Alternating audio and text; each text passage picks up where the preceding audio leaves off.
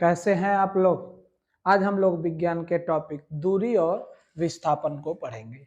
दूरी means distance, विस्थापन means displacement.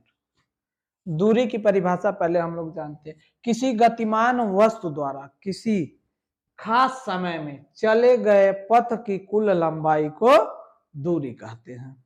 किसी गतिमान वस्तु द्वारा किसी खास समय में चले गए पथ की कुल लंबाई को दूरी कहते हैं। एक एग्जाम्पल के थ्रू हम जानेंगे। देखिए ये क्या है, सर्कल है।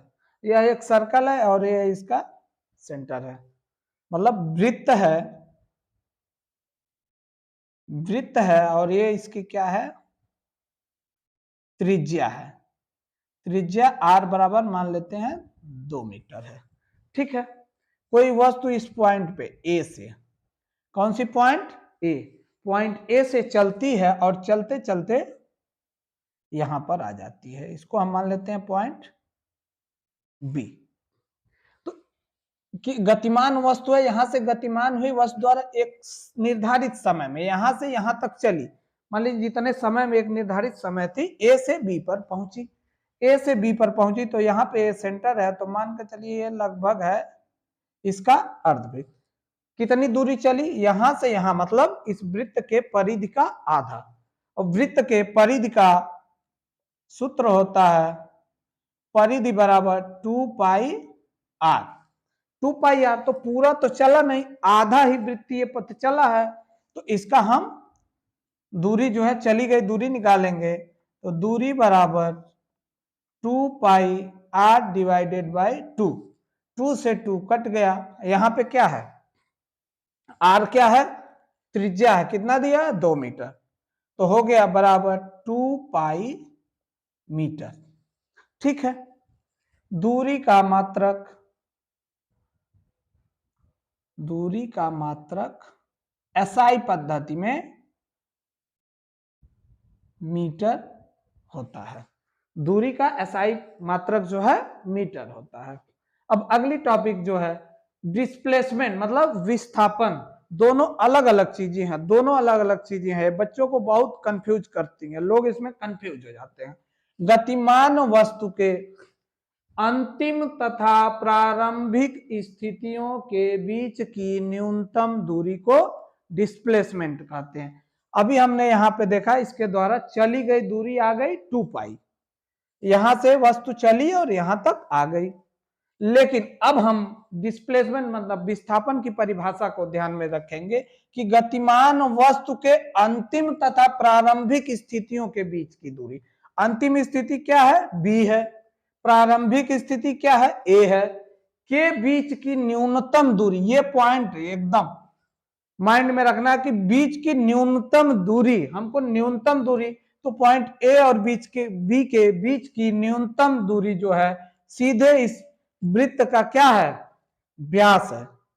यहां से यहां वृत्त का व्यास है। अब हम विस्थापन इसी स्थिति में देखते हैं।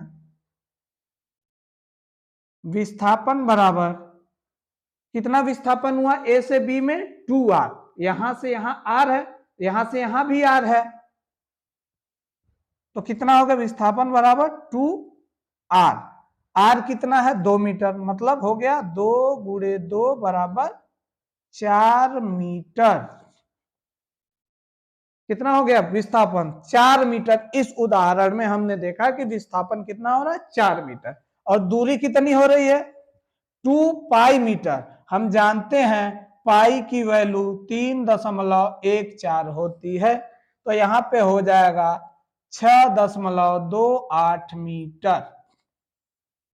दूरी हमेशा डिस्प्लेसमेंट मतलब विस्थापन से ज्यादा होती है।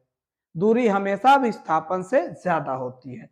दूरी और विस्थापन का रेशियो मतलब अनुपात हमेशा जो है 1 से ज्यादा होगा।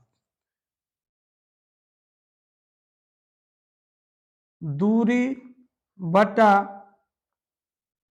विस्थापन हमेशा ज्यादा होगा या बराबर होगा, इनका रेशियो 1 के, 1:1 से ज्यादा होगा, उससे कम नहीं हो सकता है। अब एक इस उदाहरण से समझ में यदि नहीं आया हो, एक और उदाहरण हम देकर समझाएंगे कि दूरी और विस्थापन में क्या अंतर है।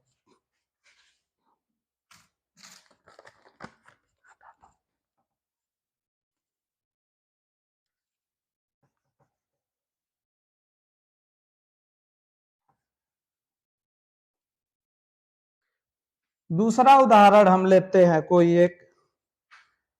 एक पॉइंट है ए, यहां पे यहां से यहां चलती है मान लीजिए 4 मीटर, यहां से यहां 3 मीटर, यहां से यहां फिर 4 मीटर, यहां से यहां फिर 3 मीटर। अब वस्तु पॉइंट ए से चलना स्टार्ट की है, पॉइंट ए से चली 4 मीटर यहां पर, यहां से फिर 3 मीटर यहां पर, फिर यहां से 4 मीटर यहां पर, फिर यहां से 3 मीटर यहां पर, और पॉइंट बी पर पहुंची। अब इस उदाहरण में हम देखेंगे कि वस्तु जो है ए से चलकर बी तक पहुंचने में कितनी दूरी तय कर रही है। ए से इस पॉइंट तक कितना हो गया, दूरी बराबर यहां से यहां 4 मीटर धन, यहां से यहां 3 मीटर धन, यहां से यहां 4 मीटर धन, यहां से यहां 3 मीटर। तो कितनी दूरी चल रही है, 4 3 7 4 11 और 3 14 मीटर।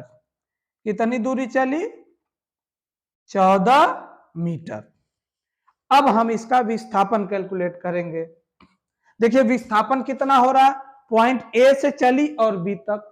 अब हम विस्थापन का जो परिभाषा पढ़ रहे हैं, गतिमान वस्तु के अंतिम तथा प्रारंभिक स्थितियों के बीच की न्यूनतम दूरी। न्यूनतम दूरी ए और बी के बीच की कौन सी हो सकती है, ये हो सकती है। यहां से यहां ही यही ए और बी के बीच की न्यूनतम दूरी है। अब हम इस न्यूनतम दूरी को कैलकुलेट करेंगे। हम देखेंगे कि यहाँ ट्रिग्नोमेट्री का फॉर्मूला लगेगा। यहाँ पे 90 डिग्री का कोण बन रहा है, यहाँ पे भी 90 डिग्री का कोण बन रहा है, तो पाइथागोरस प्रमेय लगाएंगे। पाइथागोरस प्रमेय, पाइथागोरस प्रमेय, कर्ण का स्क्वायर बराबर लंब का स्क्वायर धन आधार का स्क्वायर। कर्ण का स्क्वायर बराबर लंब का स्क्वायर धन आधार का स्क्वायर। अब हम इस फार्मूले से, ये इस स्थिति में इसका कर्ण बन रहा है यहां से यहां तक, तो हम कैलकुलेट कर लेंगे। कर्ण का स्क्वायर बराबर लंब कितना है 4, 4 का स्क्वायर धन आधार कितना है 3 का स्क्वायर, 4 का स्क्वायर 4 चौका 16, 3 का स्क्वायर 3 त्रिका 9, कर्ण का स्क्वायर बराबर है 16 और धन 9, 16 9 25, 25 कर्ण बराबर अंडर रूट 25, इसको हम बाहर कर लेंगे 5 गुणे 5 करके, कर्ण बराबर आ जाएगा 5। कर्ण कितना आ गया 5 मीटर, 5 मीटर। सेम स्थिति देखिए यहां पे भी सेम ट्रायंगल बन रहा है, ये दूरी 4 है और ये दूरी 3 है, तो यहां पे भी दूरी कितनी आ जाएगी 5 मीटर।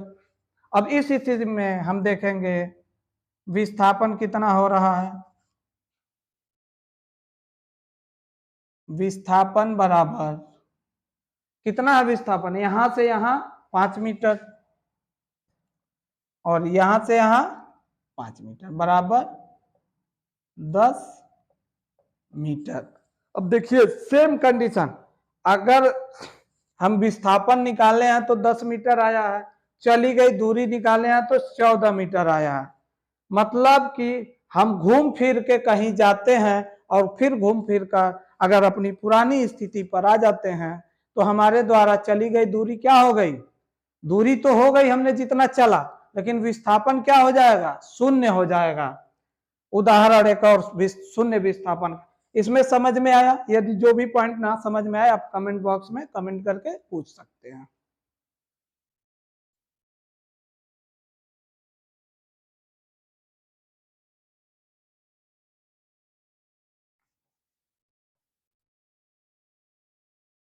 पुनः हम वृत्तीय पथ पे एक उदाहरण लेते हैं।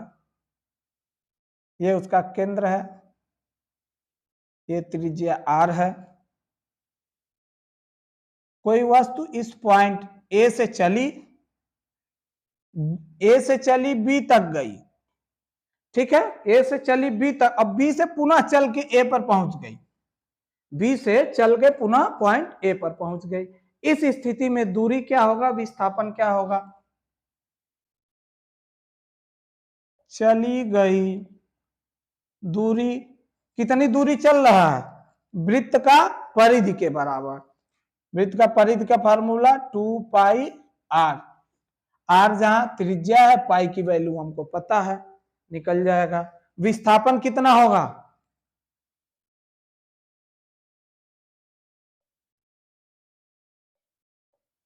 विस्थापन इस स्थिति में शून्य हो जाएगा। कैसे शून्य हो जाएगा?